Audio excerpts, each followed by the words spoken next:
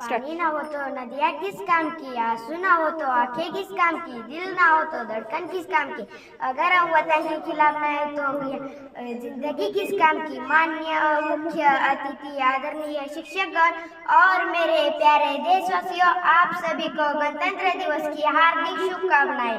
जैसा कि हम सभी जानते हैं कि आज 26 जनवरी है और हम यहाँ भारत का 76वां गणतंत्र दिन मनाने के लिए एकत्रित हुए हैं। 15 अगस्त 1947 को हमारा देश ब्रिटिश शासन से आजाद हुआ था।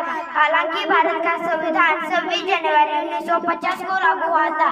तब से हर साल हम गणतंत्र दिवस मनाते हैं। हमारे देश का संविधान विश्व का सबसे बड़ा लिखित संविधान का जनक माना जाता है। हमें हमेशा अपने संविधान का सम्मान करना चाहिए। हमारे देश में स्वतंत्र और गणतंत्र बनाने के लिए अनेक स्वतंत्रता सेनानियों ने अपने जीवन का बलिदान दिया हुआ है। देश उनके समर्पण को कभी नहीं भूल सकता। गणतंत्र दिवस हमें याद दिलाता है कि हमें हमेशा अपने देश का सम्मान करना चाहिए। आजादी के बाद हमारे देश ने बहुत उन्नति की हुई। जाते जाते मैं अपने भाषण का समापन एक शायरी से करना चाहूँगा। देशभक्तों से ही देश की शान है, देशभक्तों से ही देश का नाम है, उस देश के फूल है हम यारों जिस देश का नाम हिंदुस्तान है। जय हिंद, जय भारत। वाह वाह, व्हेरी गुड।